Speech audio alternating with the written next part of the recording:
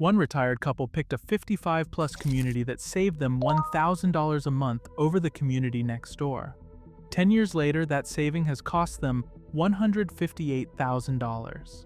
That is not a typo, and it is not bad luck. That is what happens when nobody tells you 55-plus community can legally mean 4 completely different things, and only one of them is anywhere close to a bargain. A government-subsidized rental with an income cap and a landlord who can review your eligibility every year. A private neighborhood where you own the house outright but pay a homeowners association forever. A resort-style community with a golf cart, a clubhouse, and a gate at the entrance. And a facility that charges an entrance fee the size of your entire retirement account before you ever spend one night there. Same 3 words on every sign. 4 unrelated financial worlds hiding behind them. By the end of this video, you will know exactly which one you are looking at before it costs you what it cost that couple. Here is the confusion sitting at the center of this entire decision, and it is bigger than most people expect walking in. Drive past 10 different properties advertising 55-plus community, and you have likely just passed 4 unrelated products wearing the exact same 3 words on their signage. One commenter under a widely watched retirement video put it better than most. She lives in a 55-plus community that is active only in the name on the gate. And she says outright that every one of these places is different from the next, sometimes wildly so.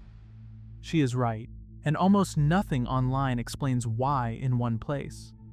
55-plus is not a brand, and it is not a style of house or a level of luxury. It is a legal age requirement, written into federal housing law, the exact mechanism that lets a property restrict who can live there by age without running into discrimination rules that would otherwise apply. That one requirement can sit on top of 4 completely unrelated business models.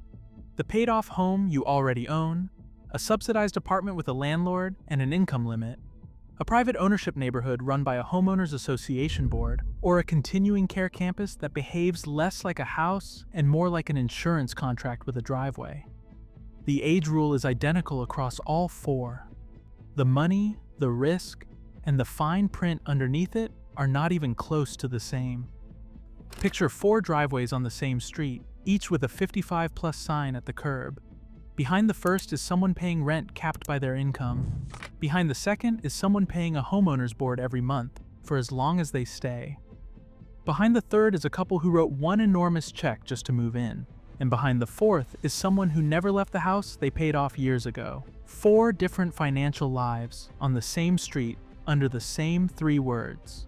This is the confusion that drains retirement accounts without anyone noticing, because most retirement content online covers exactly one of these 4 tiers and files it under senior housing, as if the other 3 do not exist. A video touring a subsidized apartment and a video touring a private golf cart neighborhood both get the same label, so a viewer walks away believing they compared their real options when they only saw one branch of a much bigger tree. Which one do you picture first when you hear 55-plus community? Say it in the comments before you keep watching.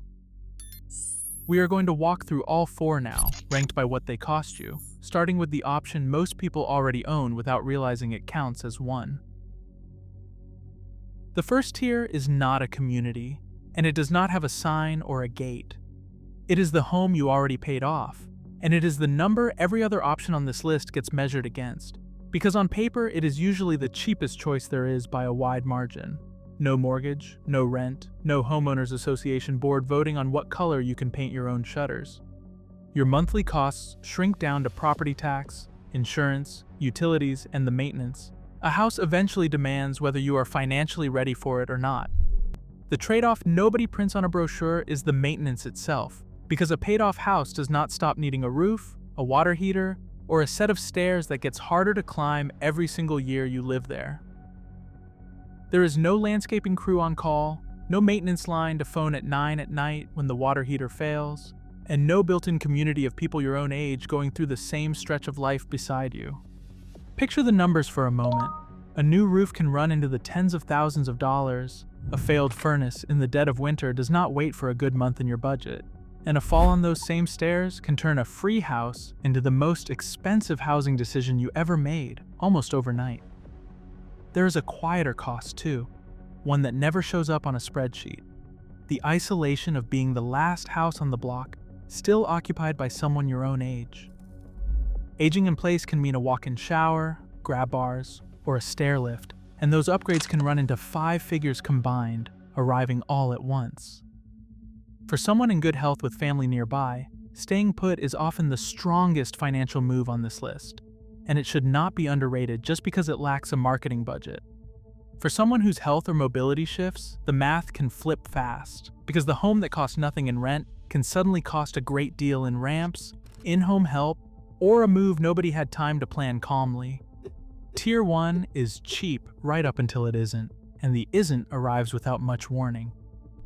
Tier 2 is the one people confuse with Tier 3 constantly, and that confusion is the expensive part. This is income-restricted senior housing, built under federal programs like HUD Section 202, where your rent is tied directly to what you earn, not to what the market says a unit is worth. Under the standard rule, a qualifying resident pays roughly 30% of adjusted monthly income toward rent, and eligibility itself is capped, commonly around 50% of the area's median income for the smaller assisted programs. On a modest fixed income, that can mean a rent check measured in a few $100s a month. On paper, this is the cheapest of the 4 tiers, by a wide margin, and it is easy to see why it looks like the obvious winner at first glance. If you have been keeping score, we are already 2 tiers into 4, and the cheapest option on paper is about to reveal a catch almost nobody mentions out loud. That gap between the price tag and what happens once you move in is the whole point of this video, and it only widens from here. If a side-by-side like this is useful to you, subscribing now means the next one lands in front of you automatically instead of you having to go looking for it. So what is the catch Tier 2 never mentions out loud? This is still rental housing with a landlord, an income recertification process, and eligibility rules that can put your housing at risk in ways a private homeowner never has to think about, no matter how long you have already lived there, or how much you love the apartment. Comment sections underneath these videos are full of residents describing exactly that in their own words. A grandchild stays a few nights too many during a rough month. A family member moves in to help with groceries and rides. Even a small pension increase shows up. Any one of those can trigger a formal review. That is because the whole program runs on a federal occupancy rule. Roughly 80% of units in the building must house at least one resident aged 55 or older. Miss that ratio at the property level, or miss your own income eligibility at the personal level, and the cheapest looking tier on this entire list turns into the least stable one to live in long term. It carries the lowest sticker price on this list, and the highest amount of paperwork standing between you and staying there for good. If that is the tier you are weighing right now for yourself or a parent, say so in the comments, because there are people reading this thread who are living inside that exact rule this month, and they will answer you. Tier 3 is the one that shows up in every glossy ad you have ever scrolled past on your phone. A private, market-rate 55-plus community where you buy the house outright and then pay a homeowners association for everything the brochure likes to call the lifestyle. Golf course, pool, clubhouse, a guard gate at the entrance with your name on a list. This is the tier most people picture the instant they hear the words 55-plus community, and it is only one slice of 4. The number that decides whether this tier ends up cheaper or pricier than it looked on the tour is the homeowners association fee, and it is almost never a flat, predictable number. Standard fees commonly run between $150 and $350 a month, while resort-style communities with more amenities can run $350 to $700 a month or higher, with a national average landing somewhere around $230 to $280. In some Sunbelt states, there is a second charge stacked on top of that, often called a community development fee, covering the roads and streetlights the original developer built and then handed off to residents to keep paying for. That fee is not optional once you buy in. It typically climbs a little every single year, and it comes bundled with real rules. what you are allowed to plant in your own yard, and exactly how long your grandchildren can stay before it becomes a documented violation. And in some contracts, real restrictions on how you resell the home or pass it down to your own family later. None of that shows up on the sales tour because the sales tour happens on the one Saturday the clubhouse looks its best, not on the Tuesday a fine notice shows up about the wrong color mailbox. One local news story that spread well beyond its own market covered exactly this kind of dispute in painful detail. A homeowners association hired outside legal counsel and then billed the entire legal cost straight back to every resident, $1,000 per household, just to win an argument with a single homeowner over a video someone posted online. Picture opening your mail and finding a bill for a fight you were never part of, over a video you never even saw. That is the ownership tier in one sentence. You own the walls outright, but you rent the rules for as long as you live there, at a price the board sets without needing your vote. If you already live in one of these communities, tell us in the comments what your own fee covers, because the range on this one is wider than almost anyone expects going in. Tier 4 is the one most people have heard of and understand the least, the continuing care retirement community, sometimes sold under the softer name Life Plan Community. The pitch is real, and it is appealing the first time you hear it. Move in while you are still healthy and active, and the same campus carries you through independent living, then assisted living, then nursing care later, without you ever having to pack another box or say goodbye to your neighbors. For someone who has watched a parent get shuffled between 3 different facilities in their final years, exhausted and scared each time, that promise alone can feel worth almost any price on earth. That is exactly why the fine print underneath it matters so much, and why it deserves more attention than the golf course photo on the front of the brochure.